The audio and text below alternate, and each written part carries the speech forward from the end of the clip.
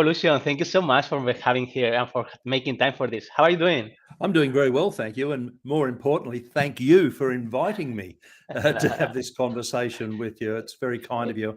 I know you're busy, so thank you No, very much. a big pleasure and honor for us. Thank you so much, Mark. So, normally we ask a couple of personal questions, Mark, so people and the audience know you a bit better, and then later we can go to the most professional and business related questions. Is that okay? Sure, go fire away. All right, good. Mark, you live in Australia, which is one of the places that worldwide many people want to live and work. Okay, so if I ask you, where would you like to wake up tomorrow? If you could wake up anywhere in the world, what it would be and why? Oh my goodness, what a what a question. Um, Somewhere in Europe, I think. Okay, I think I'd all like right, to be in Europe. okay. Um, I really love Europe, and I haven't been there for a while. Mm, COVID put an end to that, and we just really haven't got around to getting back into sure. it. But I think that'd be pretty cool. And if I want to be specific, Uh-huh. I'll go with Italy. Italy, okay. Yeah, Wow. Why? because I I'm from have Spain, okay? why? Italy and Spain, we are always. No, I'm kidding. Well, I haven't been there for a while. That's one reason. Mm. It's not that I think Italy is better than Portugal or France or the UK or anywhere in South America for that matter, but it's just somewhere that I haven't been for a while, and I did enjoy it when I was there. And I've not been there with my wife. I have been to other places with my wife, but not there. So, yeah, I'd like to think I Italy. like Italy. I like Italy. And which part of Italy specifically? Oh, stop it! Stop it! Uh, Uh, well, well, just for getting Well, advice, I think Rome is great. I think Firenze is Rome, great. Assisi mm, is probably my favorite place. Sicily. Lake Como, I really like. Now, having said that, I have not been to the eastern coast of Italy. All right. So many of us tend to be on the Rome side and sort of do that west coast and then go over to the Riviera to France or something. So I Uh-huh. think the east coast of Italy. There you go. All right. East coast of Italy. I've That's made a cool. decision. I shall, after this call, I shall go out and tell my wife what we're doing. Okay, and you can send us pictures for the update. Certainly, Okay, cool. certainly. All right, good. Now, you told me you are not a parent, so I'm going to ask you this one. If I ask you what was your happiest moment so far in your life, Mark, what would you say? Or Oh what my is the first goodness. memory that comes to your mind? Oh my goodness. I think, well, I don't know why, but I have been doing my ancestry recently Okay, after I had my DNA done and a few things like that. So, that's cool. so that does raise a few issues. I'm going to go way back to when I was a child. We used to live in the southern parts of Sydney, southern suburbs of Sydney, Okay. and we used to go to a national park called the Royal National Park. It was very close to us, Uh-huh. and I've just got a flashback of being with my parents there, boiling water over a wooden, making a little fire, boiling water, having a cup of tea, and as kids running through the bush, thinking we were, how wild is this? So That's so yeah, cool. that's happy. But I'm going to give you another time I'm Okay. happy or been All right. happy, and that's recently. Okay. We've we did a very modest renovation of our house. We live in the inner city of Sydney. Our house was built in 1895, not as old as some of the homes around the world, or a few parts of the UK or other parts of Europe and the Uh-huh. Middle East. But uh, we've recently done a few things in our house, and sitting in our backyard at the moment is absolutely delightful. Our backyard faces north, which of course in the southern hemisphere is what you want, or I think that's what you want. Sitting there in the afternoon or even the morning is just delightful. So there you go. I've got Okay. two happy times, a young one That and an older sounds one. great. That sounds great. All right, thank you so much for sharing that. That's beautiful. The backyard sounds great for sure. It's Very good. small. It's rather small, but Yeah, well, it's we what don't you need we like. don't need It doesn't need to be huge. It just it gives you peace and you feel calm and you feel good. That's enough. That more than you want. Okay, great, Mark. So now I saw a lot things in your background, right? Your experience about psychology. You are an expert in communication, relationships, and also about pedagogy, right?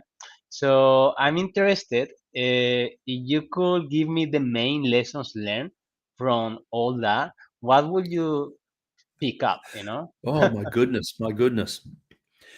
I'm going to say something that I actually said the other day to someone when we were talking about teaching and schools.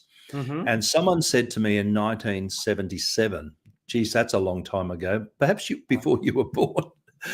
Uh, and we were having a discussion about schools and what they look like, the way they're structured as well as physically, but the way the day is structured for kids.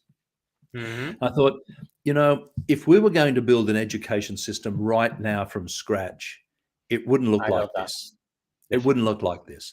So that's something I've always remembered about how can we make learning experiences better, not just Mm-hmm. for young people, but for mature age students or anyone of any age. So Mm-hmm. Mm-hmm. that's one thing I've learned. Another thing I've learned is things are often more complicated than what people make out. So whether it be on LinkedIn or whether people say, I've learnt this thing about this theory, it's amazing. And I go, yes, it is. But do you realize there's 30 other theories about that same thing, and they're all pretty amazing, but you've decided to choose one. So that might be a personality theory. It might be something about the way the brain works. They're all good, but that's one thing I've learned. These things are more complicated. So when somebody says, oh, the research shows this, one thing I learned from my undergraduate and postgraduate work was, yes, the research does show that, but what is the quality of the research? How Mm-hmm. many other bits of research are out there that might complement it or disagree with it? And putting that all together to getting a bigger picture. Picture. You can Mm-hmm. almost find any bit of research to show anything. Uh, this just comes to mind. I'll say climate change. I don't want to get a debate about climate change, but you can find evidence to show that the Earth is warming. It's not warming. Uh, It's because of the sun. Yeah, no, yeah, I you saw just that. you can just choose one bit of thing, and that's one thing I learned, that you need to sit back. So quite often when you're writing essays or having debates in tutorials and your seminar groups, you'd always have to say, well, on the one hand there's this, on the other hand there's this, and not only that, you've got to weigh up the quality of that research, Uh-huh, because uh-huh. this bit of research might have had 10,000 people over so many years, and this one only had 5 people, and it was anecdotal evidence, not Mm. so. That's one thing I think. They're the two things. I It's love it. always a little more complicated than you just grab at. Mm. I love it, because this is very in line with my mindset, I think, because we have to be, well, we want to be an open-minded in terms of the knowledge that we are getting, because everything is changing so fast, and we need to relearn, and we need to unlearn many things, and learn new things. So thank you for sharing that. And regarding this learning experience, making the learning experience better, what are your main lessons learned? Because this is something that will be very useful for me, and for people as well. Mm. One of the things that I was involved in was helping people develop skills, and I'll throw in something here just to uh, get a bit of debate going. But one of the ways you learn skills is you need to practice.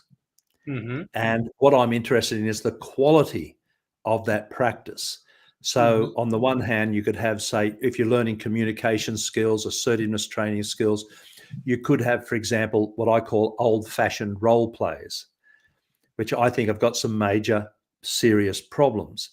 Mm-hmm. So, if you want people to learn things, you need to place them into an environment which is as close as possible to the real world. So when you're Mm-hmm. driving a car, it's nice to have if you're going to have a simulation rather than a real car to learn how to drive a car, it's got to be as realistic as possible, and nothing really beats you going out on the actual road.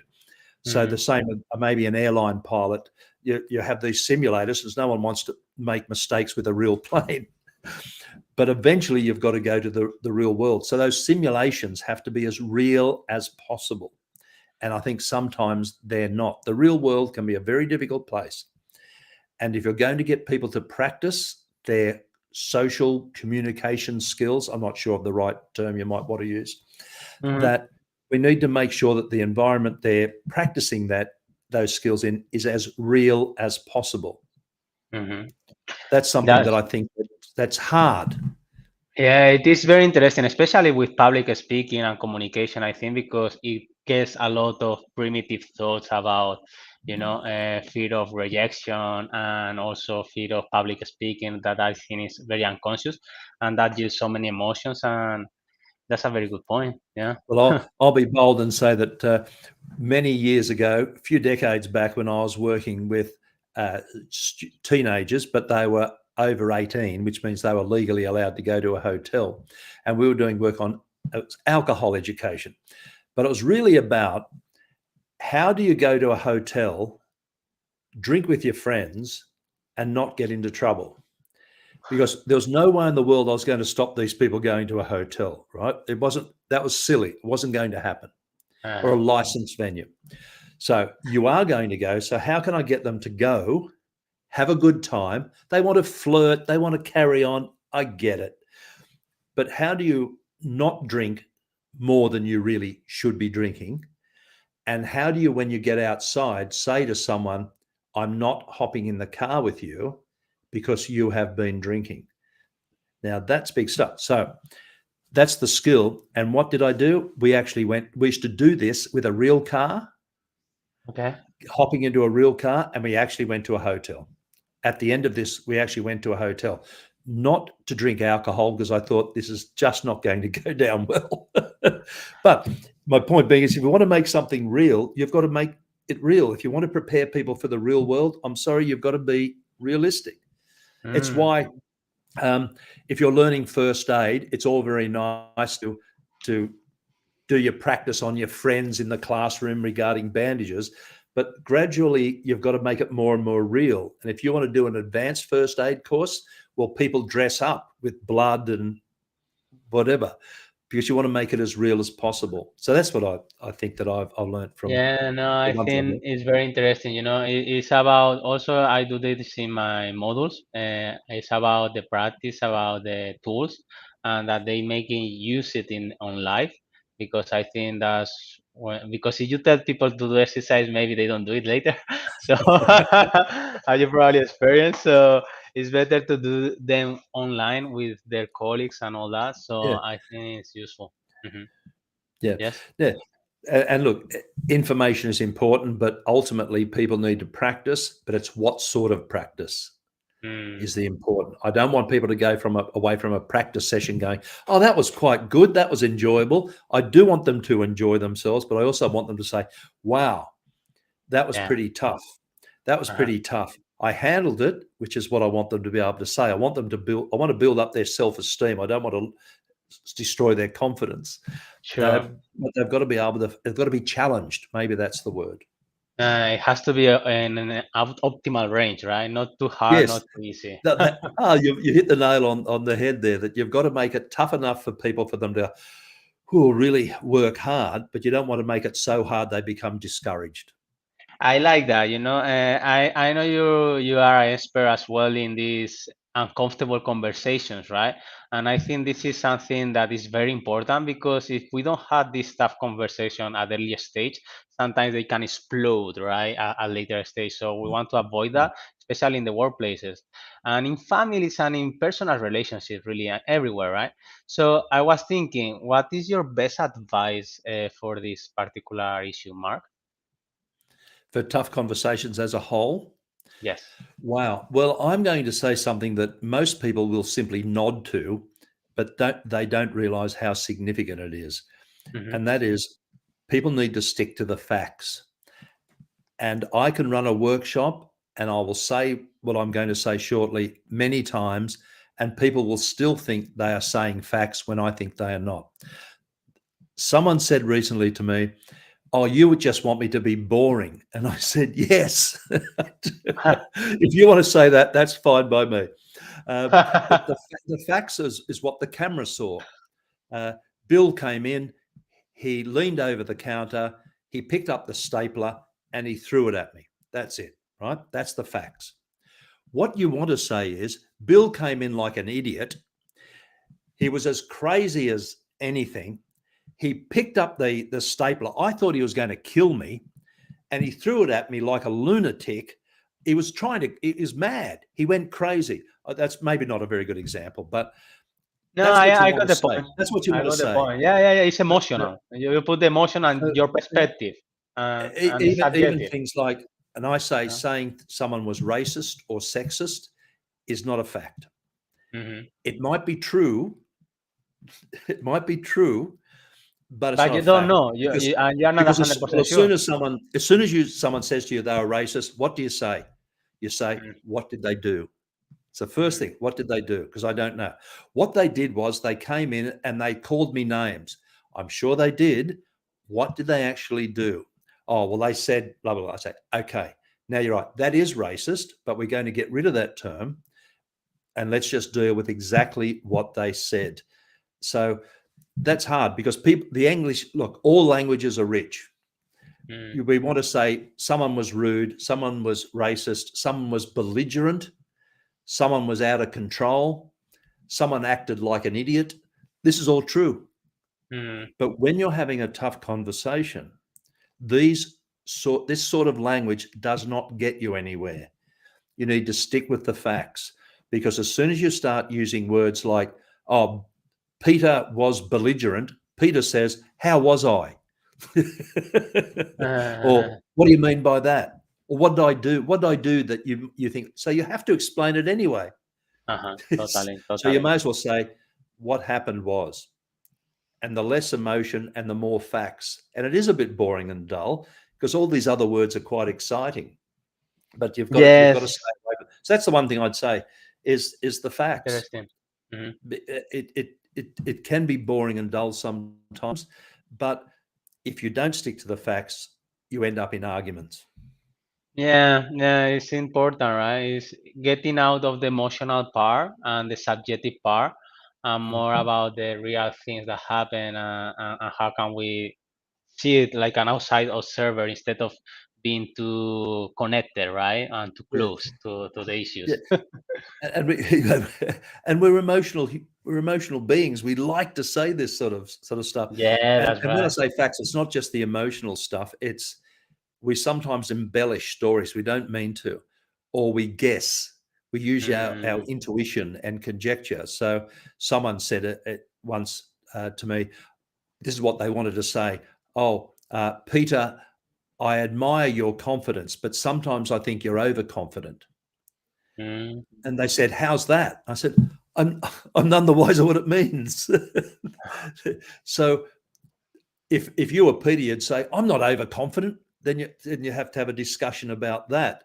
Whereas what you really want to say is, today at the staff meeting, Peter, you were rude to the guest presenter.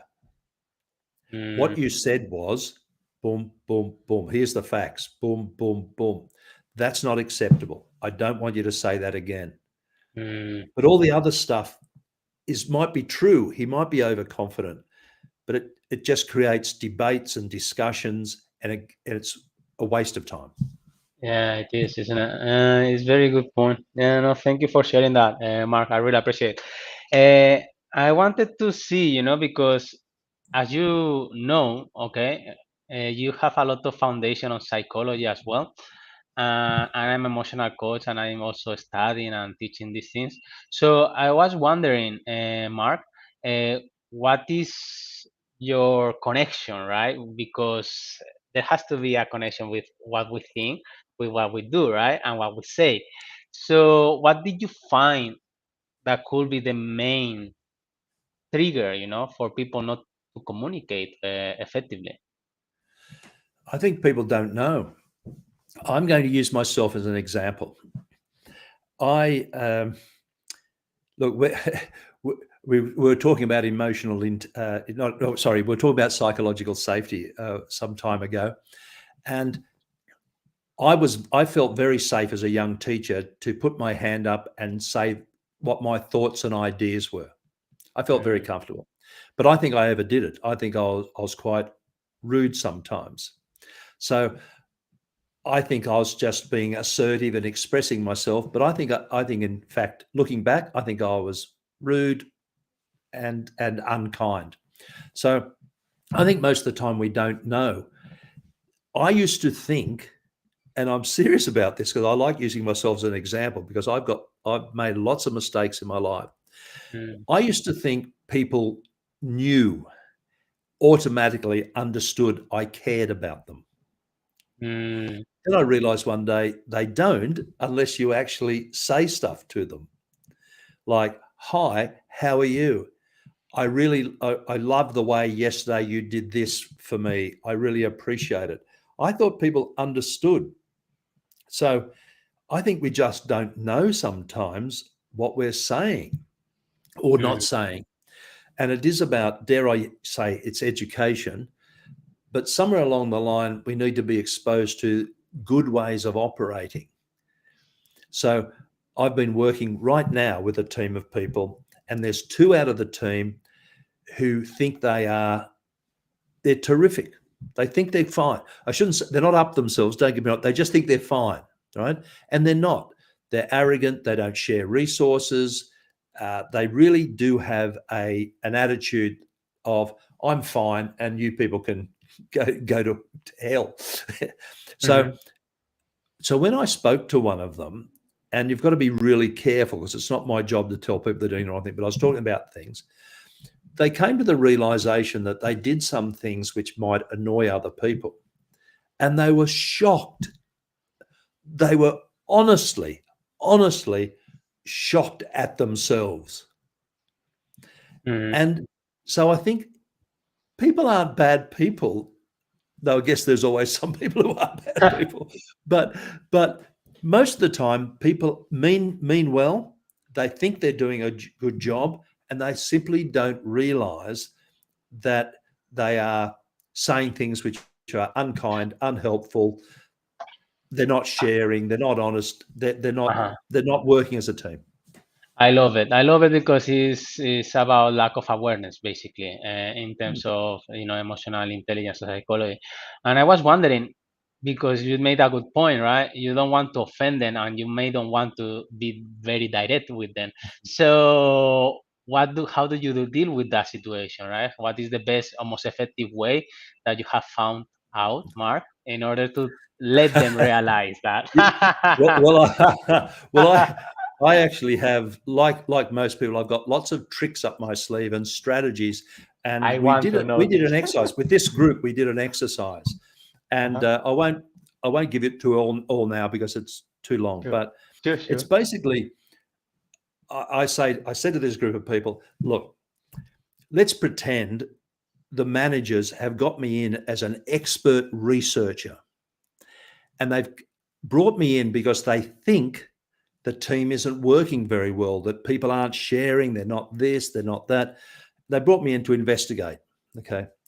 Now, what would happen if I did investigate? I hang around for 2 weeks. I look at things. I'm looking out of cupboards and watching what people are doing, and I report to the managers that things are perfect. Everything is brilliant. What a fantastic team! This is exemplary. They should be a Uh, showcase. What did I see? What did I see actually happen? Now, there's a process now. I don't just ask that to a group of 30 people.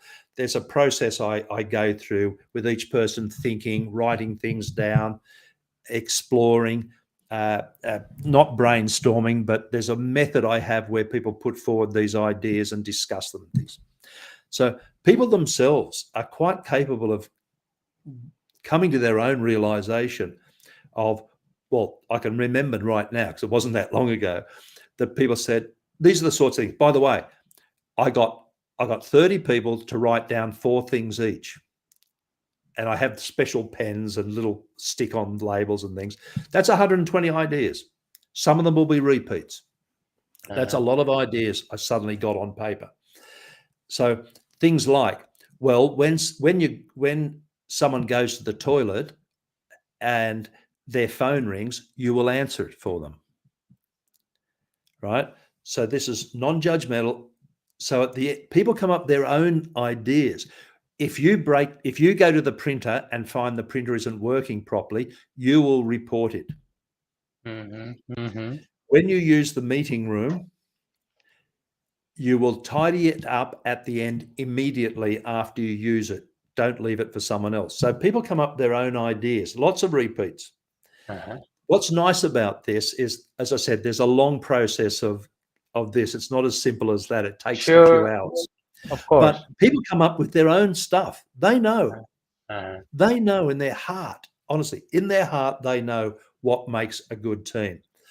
And one way of doing it is allowing them the opportunity to put forward their ideas of how we will work together. It's not that there will be disagreements, there will be, but I do have a process for that. I should say I didn't make it up, but I do have a process I've used and elaborated, which allows people to come to their own conclusions. And Uh-huh. that's a methodology that I used. And I should say that when people put up certain things, you are able to, as the facilitator, you can question them a little bit about Uh-huh. these things. Yeah, I what would love that it. actually be? Because as you'll expect, some people say things like, "Oh, people would be kind to each other," and I have to say, the rules What of that we means. make a joke out of it. The rules of this game are it has to be something I can actually see. I was the researcher. I came in and looked around. What did I actually see to be able to report people were being kind? What does that mean? So it's hard work to be very specific. But at the end of it, people have their own things about what they expect. So that was one method I used. Uh-huh. And I love it. It's very good. and that's a great technique. I'm happy to share it with you. As I said, I didn't invent it, but I have used it an awful lot. No, I don't it's know where good it came because it has also this psychological background that they sell themselves, so they take more accountability because they come up with these ideas instead of you telling them, right? from. Oh, So I could just tell them. yes, You could but it just won't be tell that them. effective because no many people don't like to be told, what to do. No. But if they And come and up they're with those adults. ideas, right? Yeah, They're it's much adults. They're better. adults. But I do make a joke at the end because, as I said, it goes for some hours. It's fun and it's get the groups and it's entertaining. And you have walls. I call it the great wall of ideas or the great wall of pain sometimes. But I do make a joke at the end that I will come back in 12 months. Uh, I've taken photos of all of this. You have come up with these ideas. You have grouped them under particular headings and put them into groups and rearranged them and worked out exactly what they mean and edited them as necessary. I will come back in 12 months, and I tell you what, I'm going to be there again with my little binoculars, looking through the cupboard to find out just how you're going. And I think people understand what that means is it's all very well to have ideas. You actually now have to do them. mhm, So without the implementation, this is of no value. It's been a fun morning. So that's totally. one technique. Very well. Thank you. I love Now, it. I love it. Yes, Mark? now, I am going to say something else.